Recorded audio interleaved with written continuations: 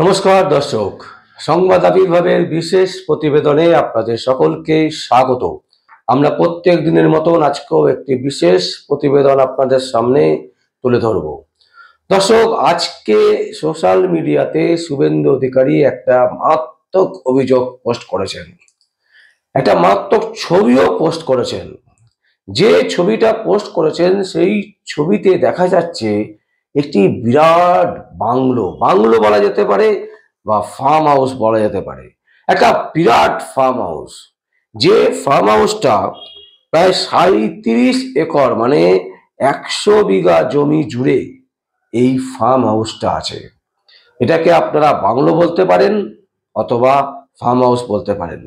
এই ফার্ম হাউসের ছবি দিয়ে শুভেন্দু অধিকারী বলছেন যে বাংলার বুকে একজন উর্দুপ্রেমী মন্ত্রী আছেন, যিনি এই বাংলোটি বানিয়েছেন, এই ফার্ম হাউসটি বানিয়েছেন।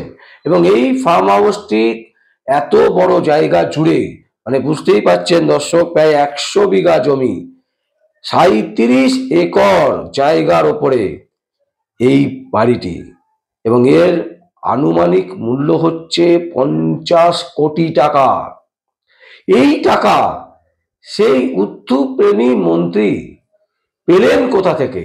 মানে এত তাড়াতাড়ি কি করে এত কোটি টাকা ইনকাম করা যায়, এই নিয়ে তিনি কিন্তু রীতিমতো একটা খোঁচা দিয়েছেন। শুধু খোঁচা নয়, তার সাথে শুভেন্দু অধিকারী বলছেন, যেটা বলছেন সেটা কিন্তু আরো মারাত্মক। তিনি বলছেন যে দেশের অর্থমন্ত্রী দপ্তর মানে অর্থ দপ্তর, ইনকাম ট্যাক্সের অফিসারদেরকে বলবো, ইনকাম ট্যাক্সের ডিপার্টমেন্টকে বলবো যে এই যে এত বড় বাড়ি বানানো হয়েছে এত একর জমি ঘিরে, তো এই বাড়ির যে আয় ব্যয়ের যে হিসেব, যে খরচের যে হিসেব কি করে হলো, তার হিসেব নিশ্চয়ই আয়কর দপ্তরে আছে। যদি না থাকে তাহলে নিশ্চয়ই তারা ইমিডিয়েট বেসিস এই পার্টিকুলার ফার্ম হাউসের ব্যাপারে তদন্ত করবেন। দর্শক, সত্যি আপনাদের দেখাচ্ছি, দেখুন দর্শক, ছবিটা দেখলে বুঝতে পারবেন যে এই বৃহৎ আকার যে বাংলো, প্রায় 37 একর জমির ওপরে এই বাংলোটা তৈরি হয়েছে।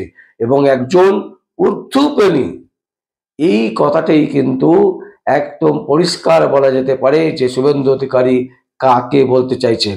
আমরা বলছি দর্শক, আগে ছবিটা দেখুন, যে উর্দু প্রেমীর যে বাংলো, 37 একর জমির ওপর যে বাংলো, যা 50 কোটি টাকার মূল্যে এটা তৈরি করতে লেগেছে, সেই বাংলোটা একবার ভালো করে দেখুন দর্শক, সেই জায়গাটা দেখুন। এবং এই জায়গাটা অবস্থিত হচ্ছে হাওড়া ডিস্ট্রিক্টে, হাওড়া জেলাতে। এই যে বিরাট একটা জায়গা নিয়ে যে তৈরি হয়েছে বাংলো, সেটা হাওড়া জেলাতে অবস্থিত। এবং শুভেন্দু অধিকারী যার কথা বলছেন, আমরা পরিষ্কার বুঝতে পারছি তিনি হচ্ছেন কলকাতার মেয়র মাননীয় ফিরহাদ হাকিমের কথা বলছেন। ফিরহাদ হাকিম মহাশয়ের কথা বলছেন, কারণ সম্প্রতি তিনি একটি ইন্টারভিউতে বলেছিলেন যে পশ্চিমবঙ্গে আগামী কয়েক বছরের মধ্যে 50% মানুষ উর্দুতে কথা বলবেন। তাই বিরোধী দলনেতা শুভেন্দু অধিকারী তিনি একদম পরিষ্কার ভাবে বললেন যে উর্দু প্রেমী একজন মানুষ তিনি কি করে এত কম সময়ের মধ্যে এত কোটি টাকা ব্যয় করে এই রকম একটা বাংলো বানাতে পারেন।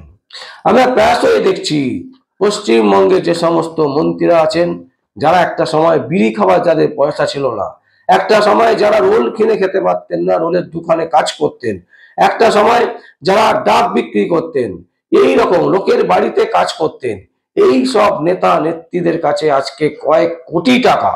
কি করে এই টাকা এলো? এত কোটি টাকা কোথা থেকে তারা পাচ্ছে? কোন কাজটা করছে যে কাজের জন্য এত কোটি কোটি টাকা মুনাফা লুটছেন তারা? কি করে হচ্ছে? এই টাকার সূত্র কি?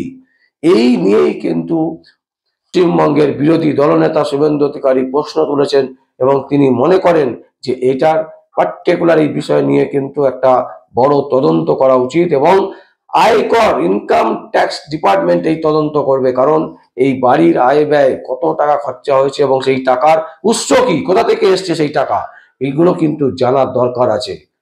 একজন ঊর্ধ্বপ্রেমী মানুষের এত টাকা রাতারাতি, এত কোটি টাকার মালিক তিনি কি করে হয়ে যান? সত্যি দর্শক, আমরা এই যে বাংলোটা আপনাদের দেখালাম, সেই বাংলোর ছবিটা দেখে নিশ্চয়ই বুঝতে পারছেন যে কত কোটি টাকা তো খরচ হতে পারে। মানে এত কোটি কোটি টাকা, এই টাকা কোথা থেকে আসছে, কিভাবে আসছে, কিভাবে খরচ হচ্ছে তার কোনো হিসেব নেই। রাজ্যের মানুষ, সাধারণ মানুষ যারা অর্থের অভাবে পড়াশোনা করতে পারছে না, যারা যারা চাকরি পাচ্ছে না, দিনের পর দিন রাস্তায় বসে আছে, মেহনতি মানুষগুলো যারা পশ্চিমবঙ্গ ছেড়ে রাজ্যের বাইরে গিয়ে চাকরি করছে, তাদের দিকে কোনো ভ্রুক্ষেপ নেই এদের।